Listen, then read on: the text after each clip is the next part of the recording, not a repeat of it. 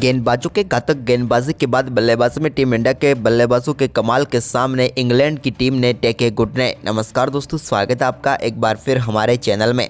दोस्तों, भारत और इंग्लैंड के बीच आज पहले टेस्ट मुकाबले के पहले दिन का खेल खेला गया, जहां पर टीम इंडिया ने पहले दिन ही इस मुकाबले पर शिकंजा कस दिया है। तो दोस्तों, हम आपको इस मुकाबले के पहले दिन का पूरा हाईलाइट इस वीडियो में बताएंगे, लेकिन दोस्तों उससे पहले आप भी टीम इंडिया के आज के दिन के इस बेहद ही शानदार परफॉर्मेंस को देखकर खुश है तो इस वीडियो को लाइक जरूर कर दें और साथ ही साथ अभी तक चैनल को सब्सक्राइब नहीं किया तो चैनल को सब्सक्राइब करके बेल आइकन जरूर दबा लें। तो चलिए दोस्तों, आज के पहले दिन के खेल का पूरा हाईलाइट जानते हैं शुरुआत से ही। तो सबसे पहले हम बात कर लेते हैं टॉस की। तो दोस्तों, आज के इस मुकाबले में सिक्का उछाला रोहित शर्मा ने और गिरा बेन स्टोक्स के पक्ष में। टॉस जीतकर इंग्लैंड के कप्तान ने पहले बल्लेबाजी का फैसला किया। वहीं पर दोस्तों, इंग्लैंड की टीम आज के इस मुकाबले में सिर्फ एक तेज गेंदबाज के साथ ही मैदान पर उतरी, तो भारतीय टीम 2 तेज गेंदबाज और 3 स्पिनर्स के साथ मैदान पर उतरी। दोनों टीमों के नेशनल एंथम के बाद शुरू हुआ आज का ये महा मुकाबला, जहां पर दोस्तों इंग्लैंड की टीम पहले बल्लेबाजी करने उतरी तो उनकी तरफ से पारी की शुरुआत करने उतरे जैक कॉडली, तो उनके साथ थे बेन डकेट। तो दोस्तों, यहाँ पर दूसरे ओवर की पहली गेंद पर कॉडली के बल्ले से पहला चौका देखने को मिला, जब उन्होंने मिडॉन की तरफ मोहम्मद सिराज की गेंद को शानदार तरीके से चौके के लिए भेजा। तो वहीं पर इसकी अगली गेंद पर उन्होंने एक शानदार तरीके से ऑन ड्राइव शॉट खेला और गेंद को एक बार फिर से मिडॉन की तरफ 4 रनों के लिए बाउंड्री लाइन के पार भेजा और बैक टू बैक 2 चौके जड़कर बेसबॉल क्रिकेट का आगाज कर दिया। इसके बाद दोस्तों तीसरे ओवर की 5वीं गेंद पर जसप्रीत बुमराह के बेन डकेट के बल्ले से भी एक शानदार चौका बैकवर्ड पॉइंट की तरफ देखने को मिला। तो वहीं पर इसके बाद तीसरे ओवर की आखिरी गेंद पर भी एक और शानदार चौका लगा।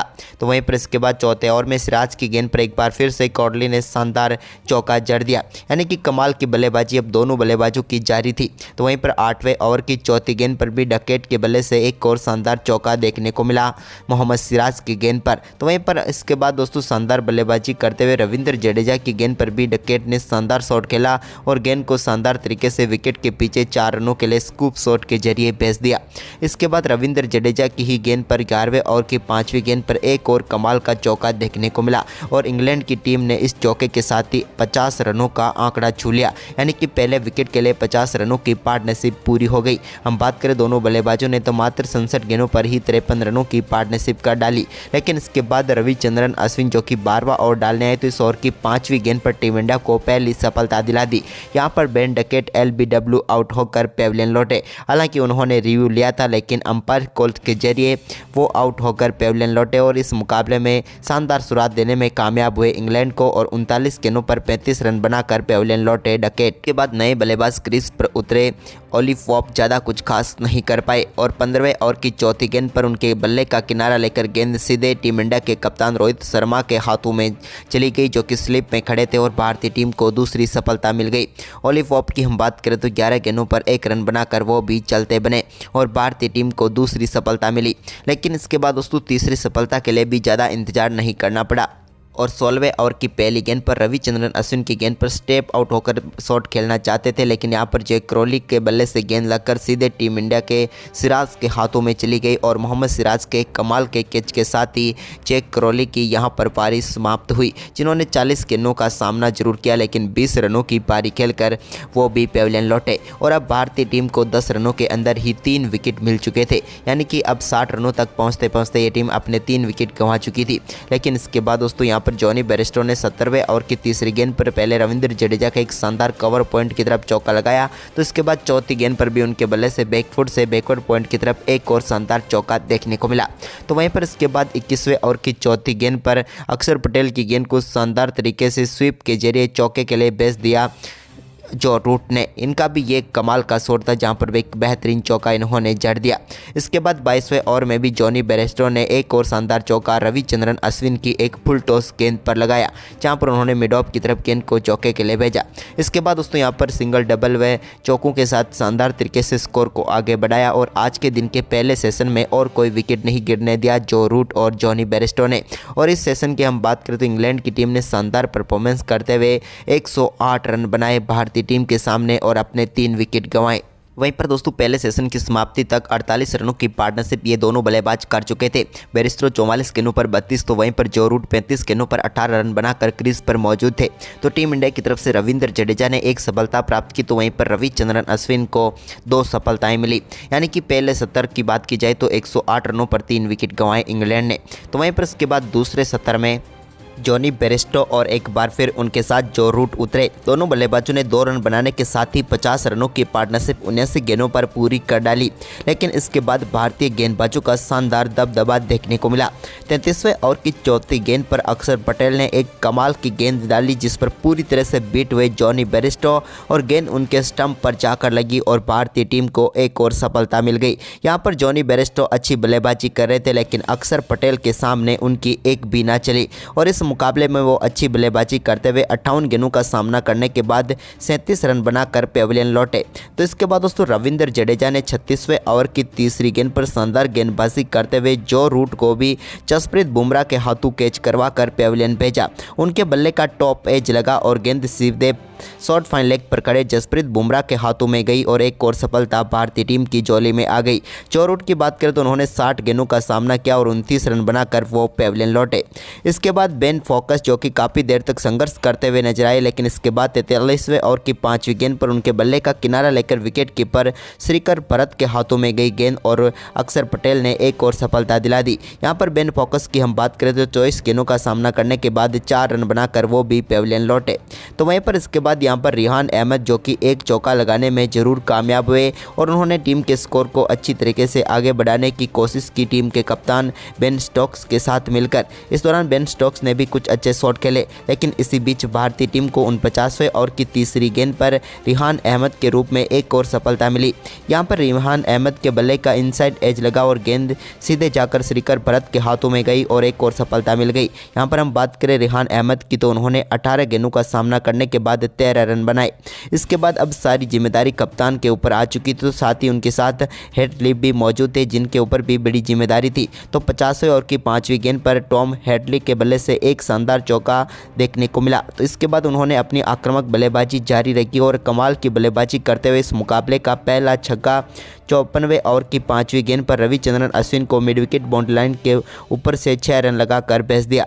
इसके बाद एक शानदार चौका बेन स्टोक्स ने रविंद्र जडेजा की गेंद पर भी स्विच हिट के जरिए लगाया, लेकिन इसके बाद 55वें ओवर की आखिरी गेंद पर रविंद्र जडेजा ने टॉम हेडली को यहां पर बोल्ड करके पेविलियन भेजा। हालांकि तब तक इंग्लैंड की टीम का स्कोर 200 रनों की तरफ बढ़ चुका था, लेकिन हम बात करें टॉप हेडली की तो उन्होंने 24 गेंदों पर 23 रनों की पारी खेली और वो रविंद्र जडेजा का शिकार बने। इसके बाद तो बेन स्टोक्स अपने आक्रामक अंदाज में आ गए और 57वें ओवर की दूसरी गेंद पर उनके बल्ले से चौका निकला। तो इसी ओवर की तीसरी गेंद पर भी एक और शानदार चौका उन्होंने लॉन्ग लेग की तरफ जड़ दिया। तो इसके बाद 57वें ओवर की आखिरी गेंद पर भी उन्होंने शानदार शॉट खेलते हुए स्विच हिट के जरिए ही एक बार गेंद को फिर बाउंड्री लाइन के पार भेजा। तो वहीं पर इसके बाद मार्क वुड ने एक चौका जरूर लगाया, लेकिन इसके बाद चायकाल के समय तक 59 ओवर में 215 रन बना लिए इंग्लैंड की टीम ने और अपने 8 महत्वपूर्ण विकेट वो टीम गंवा चुकी थी। इस सत्र की हम बात करें तो यहाँ पर भी उन्होंने 31 ओवर में 107 रन बनाए और 5 विकेट गंवाए, लेकिन अभी भी टीम के लिए कप्तान बेन स्टोक्स 43 तो वहीं पर मार्क वुड 7 रन बनाकर क्रीज पर मौजूद थे। इसके बाद दोस्तों तीसरा सत्र शुरुआत तो यहाँ पर एक बार फिर मार्क वुड और बेन स्टोक्स क्रीज पर उतरे, लेकिन इस बार 61वें ओवर की दूसरी गेंद पर कमाल का छक्का बेन स्टोक्स के बल्ले से देखने को मिला और इस कमाल के छक्के के साथ ही उन्होंने अपना बेहतरीन अर्धशतक भी पूरा कर लिया। वहीं पर इसकी अगली ही गेंद पर उनके बल्ले से एक और शानदार छक्का देखने को मिला। इस बार उन्होंने डीप स्क्वायर लेग के ऊपर से गेंद को 6 रनों के लिए बाउंड्री लाइन के पार भेजकर बैक टू बैक 2 छक्के रविंद्र जडेजा की गेंद पर जड़ दिए। इसके बाद भारतीय टीम को एक और सफलता यहां पर रविचंद्रन अश्विन ने दिलाई, जब उन्होंने 62वें ओवर की तीसरी गेंद पर मार्क वुड को बोल्ड करके पेविलियन भेजा। रविचंद्रन अश्विन की गेंद को वो बिल्कुल भी नहीं समझ पाए और इस मुकाबले में 24 गेंदों का सामना करने के बाद 11 रन बनाकर पेविलियन लौटे मार्क वुड। तो इसके बाद दोस्तों यहाँ पर एक और कमाल का छक्का देखने को मिला रविचंद्रन अश्विन की गेंद पर बेन स्टोक्स के बल्ले से, जब उन्होंने गेंद को शानदार तरीके से 6 रनों के लिए बाउंड्री लाइन के पार भेजा। लेकिन इसके बाद शानदार गेंदबाजी करते हुए जसप्रीत बुमराह ने यहाँ पर समाप्त की बेन स्टोक्स की पारी को और उनको बोल्ड करके पेविलियन भेजा। उन्होंने 88 गेंदों पर 70 रनों की पारी खेली और पूरी इंग्लैंड की टीम 64.3 ओवर में 246 रनों पर सिमट गई और भारतीय टीम ने कमाल का परफॉर्मेंस करते हुए 246 रनों पर ही रोक दिया इंग्लैंड की टीम को। टीम इंडिया की तरफ से रविंद्र जडेजा और रविचंद्रन अश्विन ने 3-3 तो वहीं पर अक्षर पटेल और जसप्रीत बुमराह ने 2-2 सफलताएं प्राप्त की। वहीं पर इसके बाद दोस्तों भारतीय टीम भी बल्लेबाजी करने उतरी तो रोहित शर्मा और यशस्वी जायसवाल के ऊपर टीम इंडिया को शानदार शुरुआत दिलाने की जिम्मेदारी थी और इसके शुरुआत की पारी की पहली गेंद पर मार्क उठ के यशस्वी जायसवाल के बल्ले से बैकवर्ड स्क्वायर लेग की तरफ एक कमाल के चौके के साथ उन्होंने शानदार आगाज किया। तो वहीं पर इसके बाद दूसरा ओवर डालने आए टॉम हैटली की पहली गेंद पर यशस्वी जायसवाल के बल्ले से एक और कमाल का छक्का देखने को मिला और उन्होंने स्लॉग स्वीप के जरिए गेंद को डीप मिड विकेट के ऊपर से 6 रनों के लिए बाउंड्री लाइन के पार भेज दिया। तो इसके बाद दोस्तों दूसरे ओवर की 5वीं गेंद पर भी टॉम हैटली के एक और कमाल का छक्का यहां पर डीप स्क्वायर लेग के ऊपर से ही देखने को मिला यशस्वी जायसवाल के बल्ले से और 2 छक्के इस ओवर में उन्होंने जड़े। तो वहीं पर इसके बाद चौथे ओवर में भी एक बार फिर टॉम हैटली की पहली गेंद पर शानदार चौका यशस्वी के बल्ले से देखने को मिला। तो वहीं पर ओवर की आखिरी गेंद पर भी उन्होंने एक्स्ट्रा कवर की तरफ एक और कमाल का चौका जड़कर टीम इंडिया के स्कोर को 4 ओवर में ही 35 रनों तक पहुंचा दिया।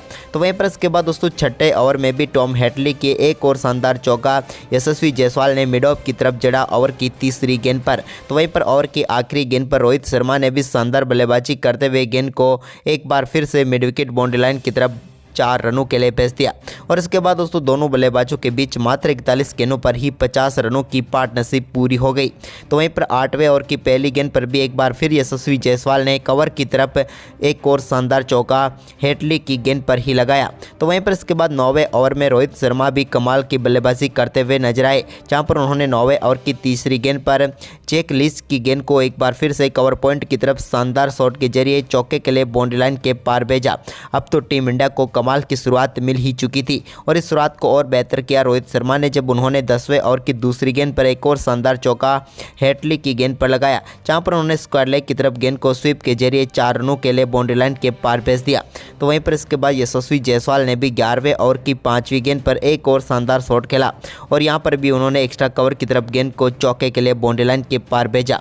तो वहीं पर इसके बाद 12वें ओवर की पहली गेंद पर उनके बल्ले से निकले शानदार चौके के साथ ही यशस्वी जायसवाल ने शानदार बल्लेबाजी करते हुए अपना बेहतरीन अर्धशतक मात्र 47 गेंदों पर ही पूरा कर दिया।